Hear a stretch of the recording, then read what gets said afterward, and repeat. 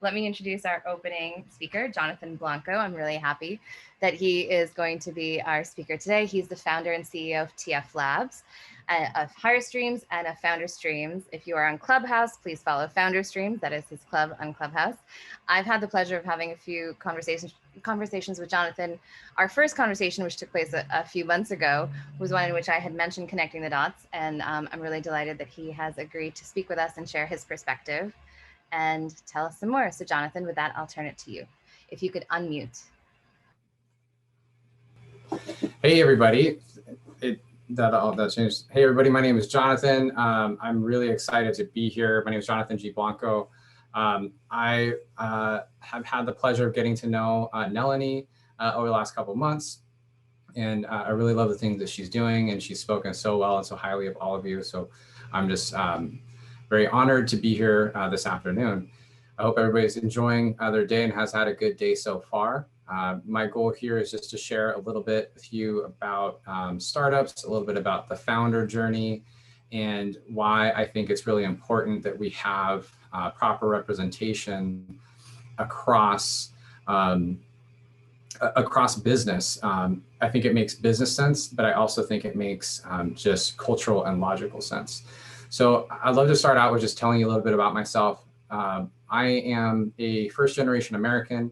My parents came to the United States from Venezuela, and I was born here. We spent a little bit of time in Venezuela when I was a kid as well. But the reason they stayed here is because they wanted a better life for themselves, and they wanted a better life for me. And that was even at a time when Venezuela wasn't so bad. I don't know if you have paid much attention to what's been happening in Venezuela over the last few years, but it's become a very undesirable place due to some political issues and economic issues.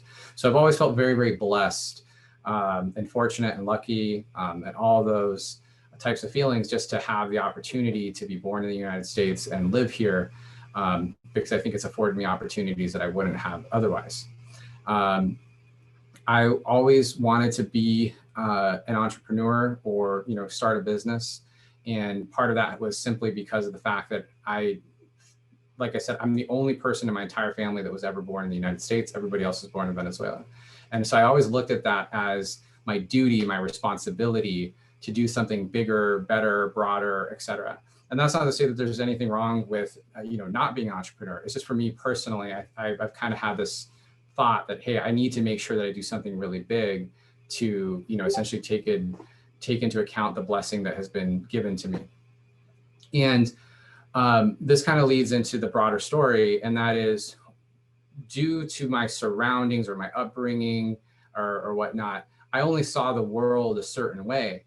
What I thought entrepreneurship meant at that time was, hey, I might have a restaurant, or maybe I'd start a business, or, actually, because I really liked hip hop music and I liked basketball, like maybe I'll be a professional athlete, which that didn't work out, or maybe I'll be a rapper.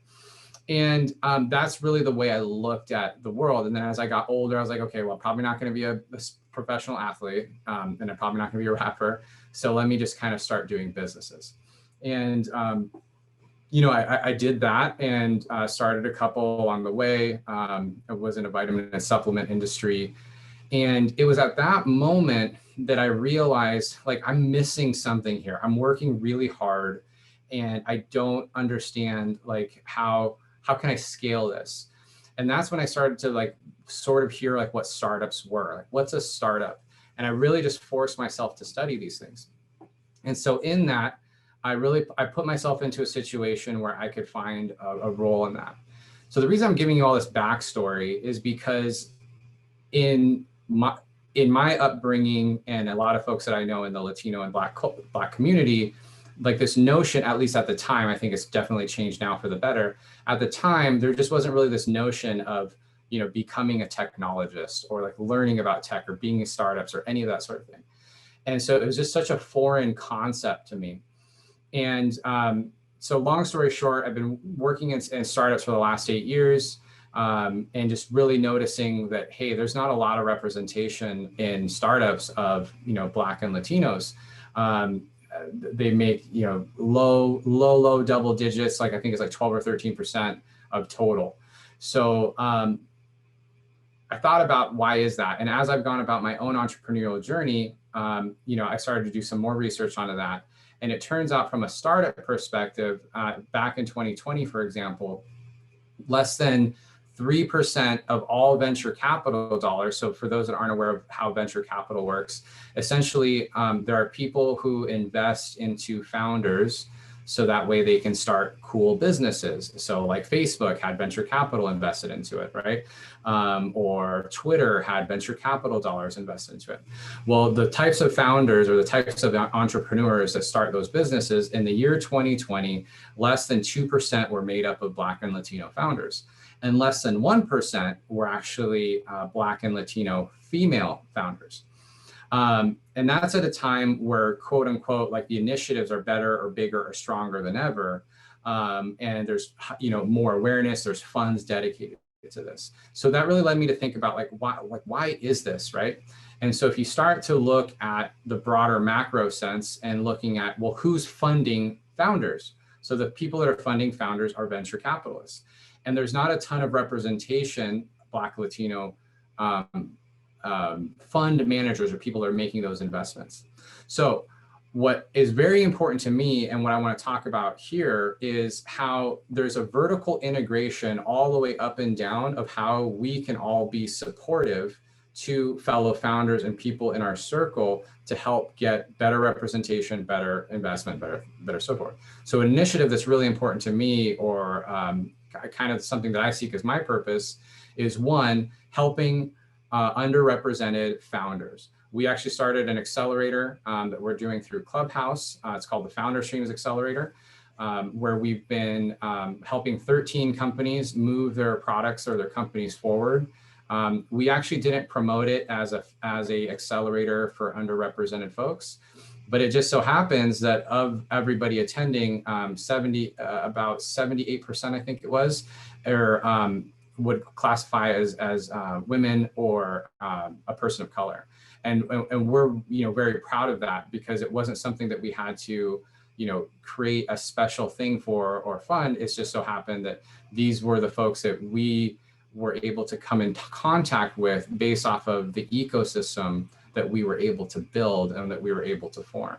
So when it comes to, from a founder perspective on fundraising or venture capital, or getting money in what they're looking for, we've all done this ourselves. We've all done a deal with someone to, paint our house, or to do our hair, or to mow our lawn. And often it's people that we know or that we're affiliated or we have some sort of connection with, right? And that's fine. There's nothing wrong with that. What I'm saying is that we need to have more representation of people so that there can be diversity on that question of like, well, who do you know? Like, who do you know that can be supportive overall to what you're doing? So sorry if you hear my dog in the background. So to kind of wrap this up overall is when we get more investors who are Black and Latino and women, that will lead to more Black and Latino and women getting funded. And if more Black and Latino women are getting, Black, Latino and women are getting funded, then that likely means there will be more Black, Latino employees at those companies, which if that means, if we think these companies, one of the reasons venture capital has money invested into it is because there's this notion that there can be value creation. So if you were a part of Microsoft, if you were a part of Facebook, if you were a part of one of these companies that was started small, had an IPO listed on the stock exchange, if you're a part of those companies, there's significant value and wealth creation there, which then leads to things like generational wealth, or at the very least, a good life for yourself, that where you're afforded different opportunities that you might not be otherwise.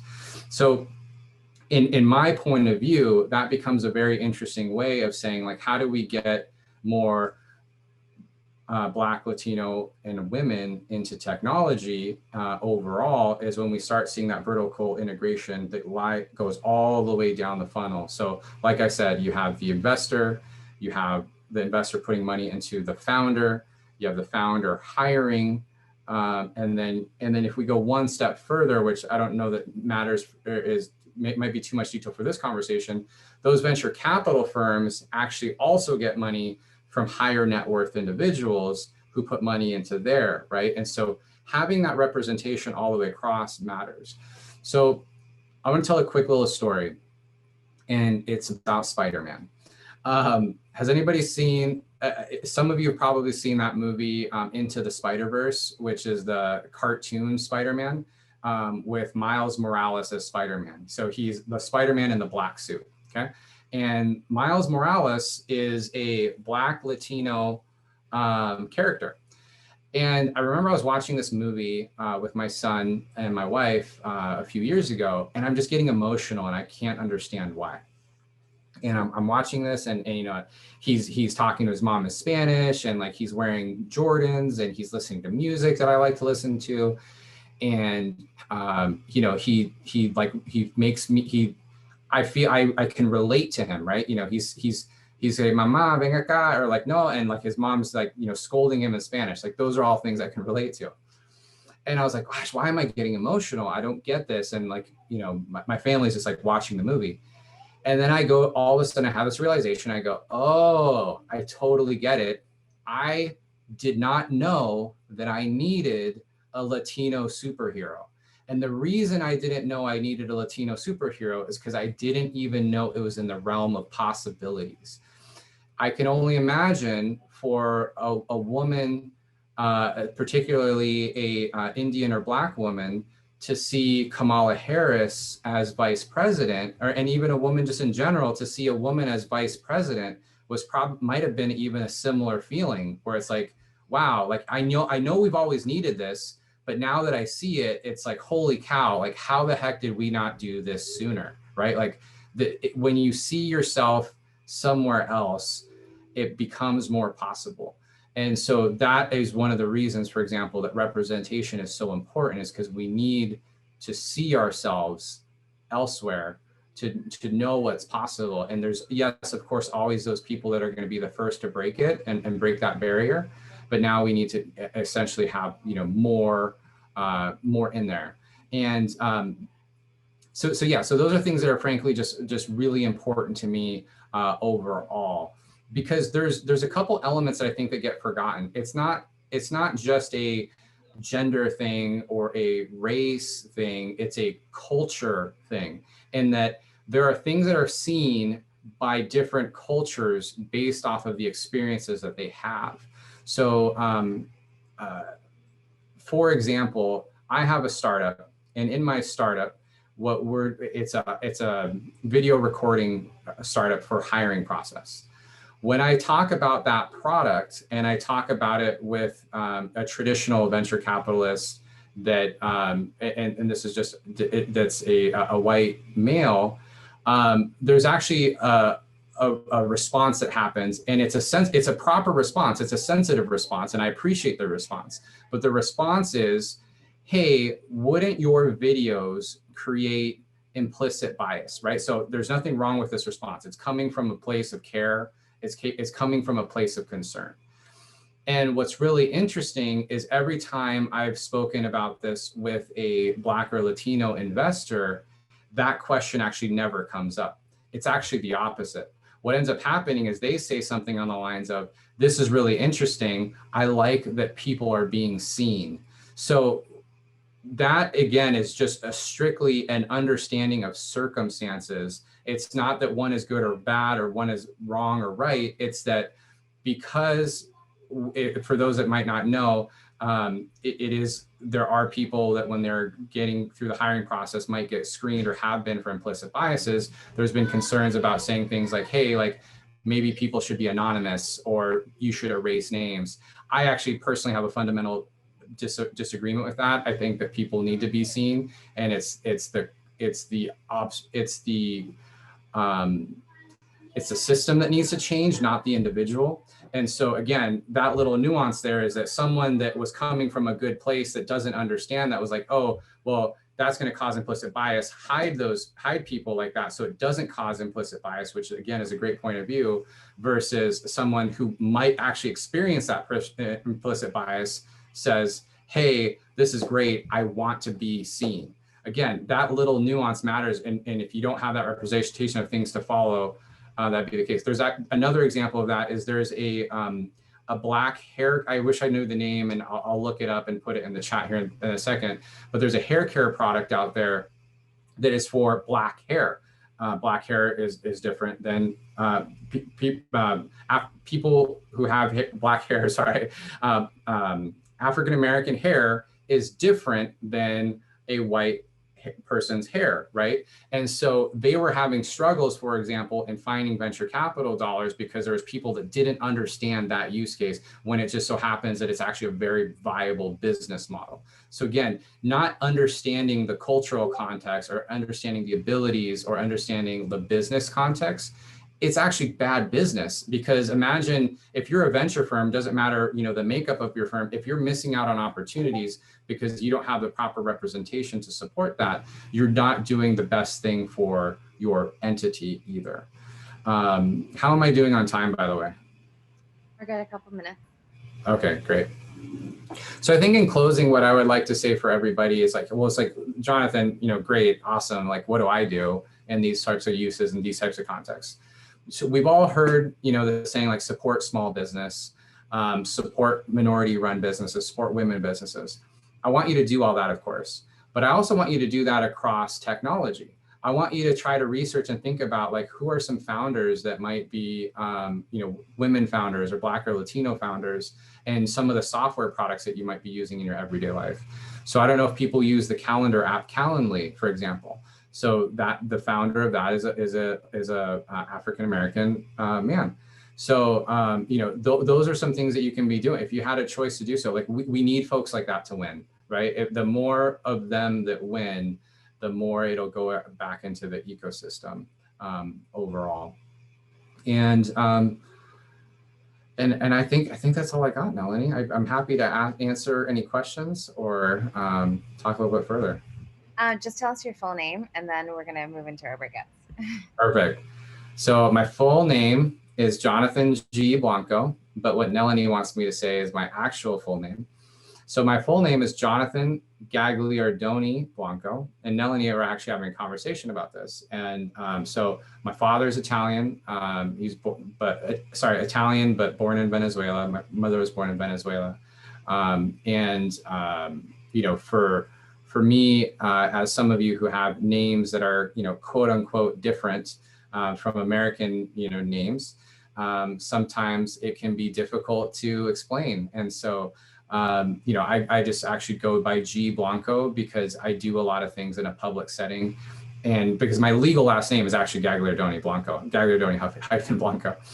And it's just frankly easier. And because I'm, you know, some people, I actually had an interesting discussion with my cousin who didn't like that I did that and thought like it was incorrect or I'm not proud of my name or whatever. It's like, it's not, for me, it's not about that personally. I don't want to speak for anybody else, but for me personally, it's just simply of, you know, you can call me, I don't know, Square for all I care. It's as long as I look at it more of from a branding perspective, to be honest. And I think my attachment to me is to my personality or to my presence that I'm delivering. So for any of you that have hard to say names, I empathize with you, and I always try to do my best to make sure that that I say them correctly for that reason. Thank you, Jonathan.